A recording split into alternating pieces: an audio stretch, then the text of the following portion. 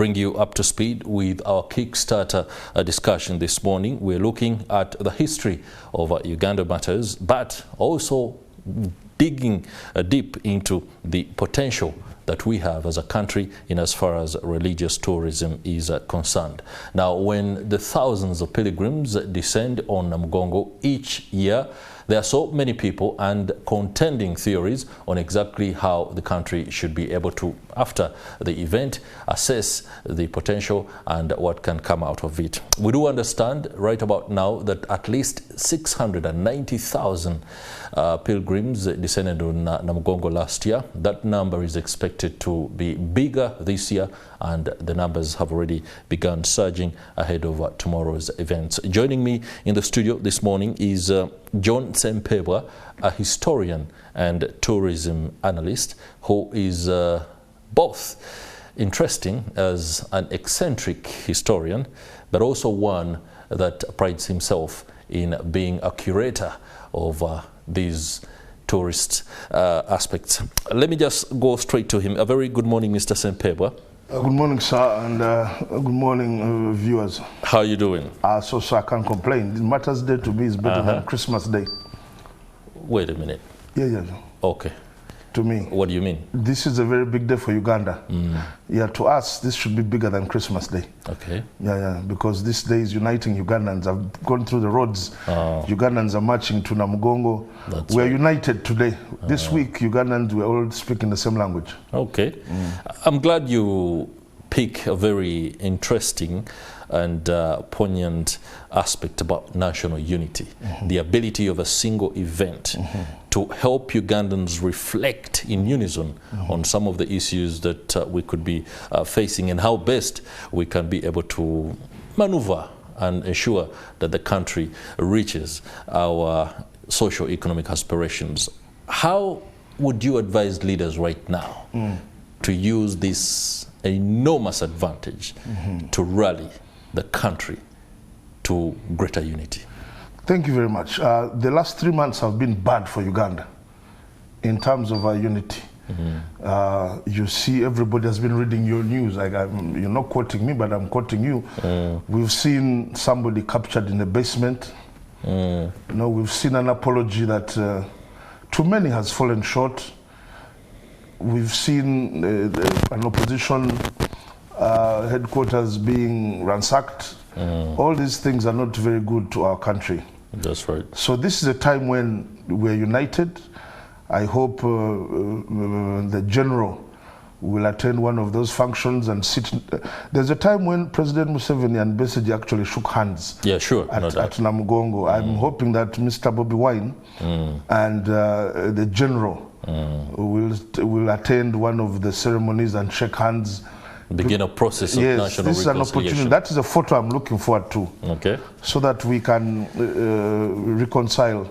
So that event on 3rd June, I don't know where either of the two will go, but it is time for us to reconcile. We are one. This Uganda matter, the story of the Uganda matter is very interesting. Not all of these boys are Baganda.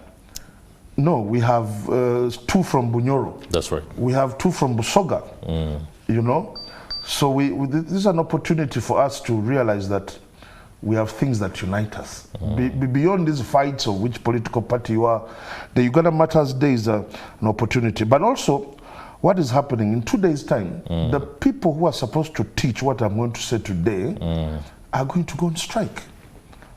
The teachers, the arts teachers, if you're an art teacher, I feel bad for you. I hope the Uganda Matters Day softens the hearts of the Ministry of Education to find some extra payment for you so that you also live a worthy life in Uganda. All these are my prayers on this Uganda Matters Day. Wow, thank you very much, Mr. John Ssempebwa, for what is no doubt a conscience shocker in terms of what conversations the Uganda Matters celebrations should ignite within the public. I love the fact that you've been able to look at what's been happening over the last few months, and it's also my prayer, and I have all the positivity that anyone can count on, that the day is going to offer us an opportunity to make things right. But allow me dig into the exact crust of our discussion this morning, religious tourism. Yes. The potential is enormous. The numbers offer us something that many other countries that have the means, the resources, are looking for as an opportunity. We have it with us. Yes. Start off. And nobody can take it away. Had this thing happened in Rwanda, my goodness, the buses of Ugandans going to Rwanda would be in their hundreds. At my local church, the Rwandese Tourism Board has put up a poster inviting Ugandans to go to Rwanda. Rwanda has a smaller place where the Holy Spirit, I don't know the details. Now, we are blessed to have an event that is globally recognized. And by global recognition, I mean the event which happened in 1964. We're alive. We saw it on TV. In 1964, Vatican canonized. You know, that's the most important thing with these matters. The Catholic boys were canonized by the Vatican.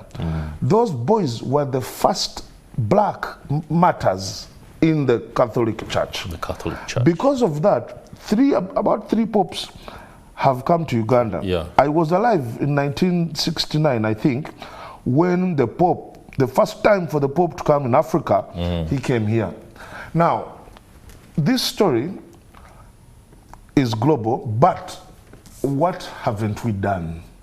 You know? The average American Catholic right now, and the average German, and all these places where there are Catholics in big countries with a GDP of about GDP per capita of $10,000 extra, where there are 20 million plus Catholics, the average Catholic in that country is simply not aware about the Uganda Martyrs. I sent an email to Will Smith.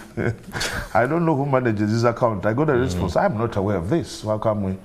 I should have known. Wow. The average Beyonce, Jay-Z doesn't know about 3rd June. Now that is where our problem is. So we are getting, I've heard you say 600,000 Ugandans walking there.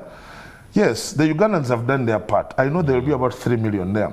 But we are going to get only about 1,000 or 2,000 tourists coming from the high income people who can spend $1,500 plus in our economy are going to be less than 1,000. Now that is where our problem is. We have not told the world about this wonderful thing. And how do you tell the world? You know, how does the world get to know? We live in the modern world. That is right. Okay? How come everybody in the world knows about Jesus Christ? A movie, The Passion of Christ. Passion of the Christ. If you watch Passion of Christ, you will save your money and go through the routes where Jesus was beaten. These Jat people beating people in Kawempe North have nothing. Jesus was beaten to pieces. So what we need to do, Ugandans, and trust me, we don't need a lot of plans.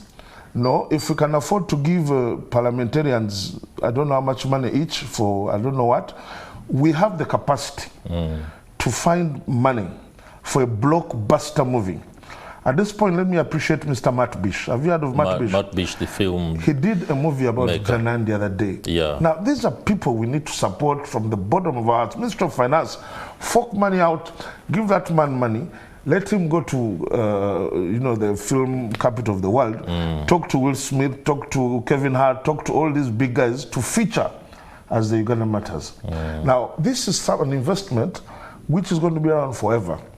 Now, because of that movie, the Chinese, the whoever, people will get to know about the Uganda Martyrs. And that is when you bring in the issue of tourism. 3rd June. 3rd June, This movie can be produced in 1 year. That for you to be part of this story, to immerse yourself in its history, to soak in what really happened in 1885. And 86 and 87. Here you are on the 3rd of June. You can come to Kampala, Uganda. This is what happened. It has to be dramatized. The way Passion of Christ was dramatized, then all the hotels will be full. You see, what have we done for other tourism products in Uganda? Look at wildlife. We have an authority, okay? But for religious tourism, we're just guessing. And do you know how much we spend every time this event comes in? I looked at the budgets. There are billions. Billions of shillings. There are billions of shillings. Now that is... but of course, on the global scene, that's a drop Of course, Yeah. but we can, if we decide to, we can do this one thing. Do you see what Rwanda has done for, you know, this team called Arsenal, the one that never wins trophies? They have something here called Visit Mr. something. John Ssempebwa tokuba nnyo. Okay. But Rwanda has informed the world that yes, we do exist. Now, you know how marketing works. These things people have gone to school and they know these things. There's something called IDA. IDA means awareness, interest, desire, and action. Okay, so what we're doing wrong is getting the world to know about this story. How's the world going to get to know about this? A movie, series, something somebody can see on their phone in California. Let me be very specific here so that we can help those that are supposed to make the decisions on some of these groundbreaking endeavors and developments. The movie, The Passion of the Christ, must have forked billions of dollars. Trust me. Okay? Trust now, me. we don't need the same figure or pull of something as grand as The Passion of the Christ. We can do something like Quarterway, you know, but as long as we have these top guys in it featuring as the actors, Will Smith and so forth. Plus, the good How much thing would that be? I'm looking at nothing less than 100 million. Nothing less than 100 million. But the good thing is, if we can't afford that, the Catholic Church is very organized. I'm a Catholic. Now, the Catholic Church here, if empowered, has the capacity to inform all the Catholic churches in the world, fly the bishops in, okay, for the first time next year. That's right. So they see what we're talking about, and then through our embassies, Ministry of Foreign Affairs has a very cooperative permanent secretary there, a young man from Busoga called Waiswa, who I've spoken to, and he understands this thing. That's right. He's willing, okay, if given the resources, to work with the embassies to take these posters inviting Catholics to all the Catholic churches in all of these countries to get these people aware. The way Rwanda is doing it at our churches, then the numbers will increase. Numbers will increase. Then the thing will make more economic sense for borders, for everybody, the transporters at the airport, the restaurants. This is a national... it is no longer necessary to discuss whether these were matters or not. No, that has... It has... And I like the Buganda Kingdom's position of no comment. Okay? This is now an economic blessing to Uganda. This thing can bring in our GDP in 3 years. We can earn what we are earning totally. The government budget can be funded totally by the Uganda Martyrs every year. But it requires some slight investment. Interesting there. You've just told me something that I cannot escape. Which one? That we tend most of the time to discuss whether these were actually matters or not. Morning at NTV has absolutely no contestation to that. But we love the context within which we see these matters. And it's important. The no comment stance from Mengo is a political move, no doubt. They would ideally say, during that time, these were considered the saboteurs. It is our role as analysts. As analysts. It is us who are going to say that. But for Mengo, it's very smart.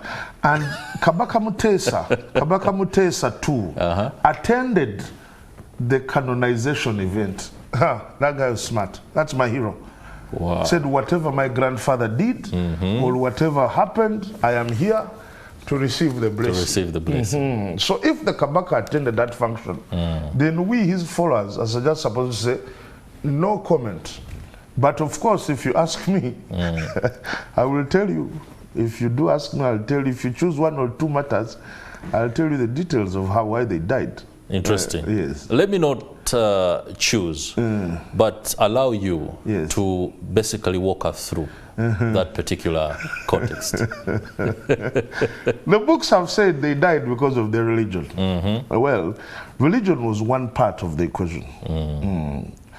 On that day, 25th May, I'm seeing it here very clearly, 1886, Kabaka Mwanga has gone to the lake to hunt.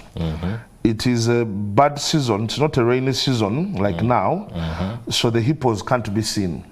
Now, he has left Mengo, where his palace was burnt by Apollo Kagwa.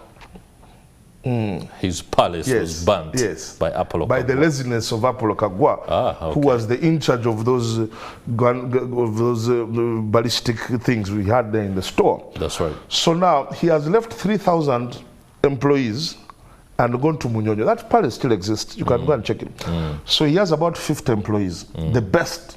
Unfortunately, these are the very 50 the missionaries are teaching because they're the best. So on that day he returns earlier. So you imagine the president goes on an international tour, comes back earlier, there's no one at Entebbe to welcome him. He's angry. He has lost his golden gun in the lake. The young boy Kizito of my clan, the Mamba clan, who is supposed to hold the gun, is absent. The gun drops in the water. It's a golden gun he has inherited from his father. The only one in Africa at that time. He's angry. Immediately he kills one Mata, Mukasa something, the Anglican. He goes to his palace, there's chaos. So he calls on his catikiro, bring my servants. I want to know what's going on. These are the pages. So they arrive running, pa, pa, pa, pa, pa. So he says, I'm not making the decision.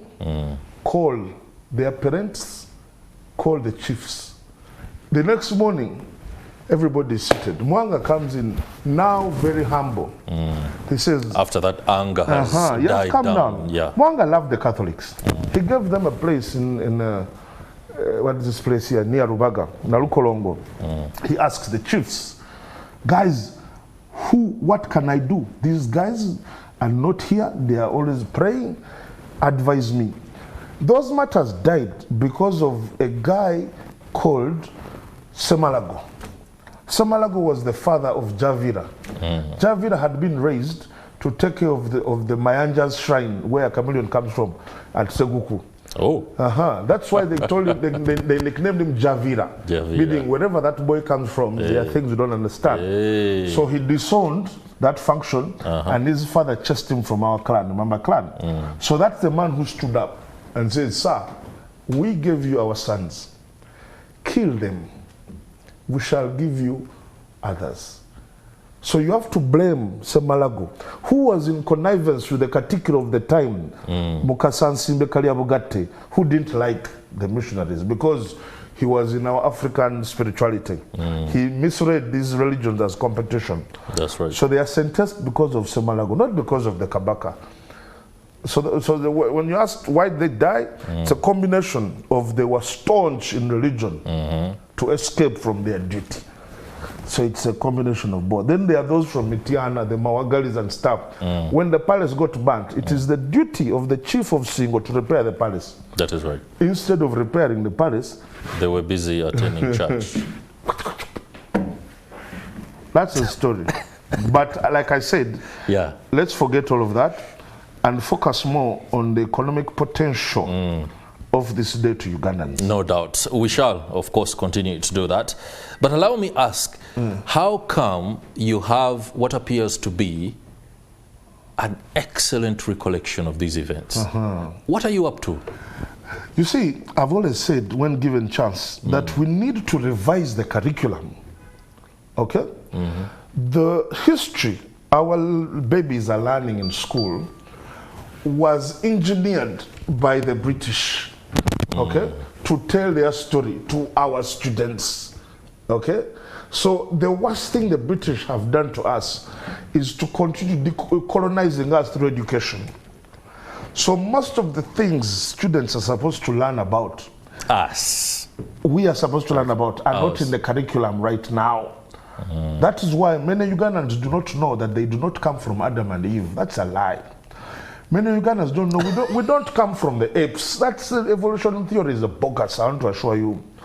Two, we are not inferior to the white man. In fact, at that point, I completely agree. Pound for pound. With the same training. Akibua, I was alive. Akibua wins the 1974 Olympics to become the first Ugandan to win a gold medal. He beats Germans who have super gyms. That's right. And they asked him, guy, and the Jesse Owens of the tell day. us where your gym is, and with this gym here we're getting rubbish training. Guy says, I jump anthills. No. I'm a police officer. I chase criminals on the streets of Kampala. You understand? I do. That is why Africans colonized Europeans before Europeans colonized Africa. Africans civilized Europe. I know the story of the and Moors. ruled it for 700 years. The story of the Moors in Spain is well understood. Those Moors. Now, this is information students are not given. Instead, they are piled with moments when the European is ahead of us, like slave trade, colonization, and all that stuff. So a student leaves school saying, oh, I'm inferior. Then what happens? They start bleaching their skins. Every woman you see bleached skin has been raped in the mind. You're black and beautiful. Why do you burn yourself? Then you find Ugandans, they are preferring imported things. So the whole mindset has to be, we have to change it through proper education. But something has been done. There's a new curriculum now. The problem is the people supposed to teach the new curriculum are going on strike for low pay. So those are the arts teachers. The arts teachers, we hope that it is solved.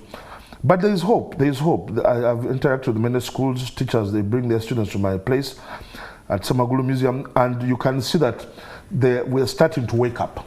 What has happened in Burkina Faso of chasing away those French is going to happen here in 15 years. Interesting. I must acknowledge that keeping up with you is a bit your interplay of the politics, religion, society, and everything else that leads to another is quite interesting. Our history, and I would love the conversation to be longer and deeper, but of course the time does not allow us. But allow me ask you, you are a curator yourself of tourism, of history, and history culture. At what's the name of that? Ssempebwa Museum. Ssempebwa was the first throne of the Kabakas of Buganda until it was changed to Namlondo. Okay. So I wanted to preserve that name. I know that Buganda has not been here for 800 years. No, we've been here 4,000 years. We have a guy who was created by God of the Fumbe clan called Warusiri. He walked on water from Sese and went to Egypt to become Osiris, one of the kings of Egypt. That is history that you don't find anywhere. Okay. All right. I'm going to pay you a visit, and I hope Morning at NTV can bring out that story a little bit more exclusively. Let me stick to the Namgongo and the potential that it has for us as a precinct. The geography itself, Namgongo, right now is a collection of the metropolis extending away from the main city center to, accommodate places like Nali and stuff like that. There seems to be laziness, so to speak, after June 3rd. Nothing really goes on. Yet we would be cashing in on, say, other forms of pilgrimage, especially the tours, the conferences, the workshops, aligned to Catholic and Anglican church teachings and the Martyrs, for example. Throughout the year. Very quickly, what should be done? Do not blame yourself and do not call it laziness. This kind of religious tourism product has a peak on 3rd June. It's like Mecca. So it is the spillovers. It is the spillovers that come after 3rd June. Okay. So first, you must fill up 3rd June so that people feel, oh, that they have no space, and then they start coming throughout the year. But before you get 100,000 Americans and Brazilians, you stop dreaming about throughout the year. Okay. First, make sure they are aware using my IDA model. All right. John Ssempebwa, historian and tourism analyst, many thanks for the perspective. Thanks again for emboldening our understanding of the history of the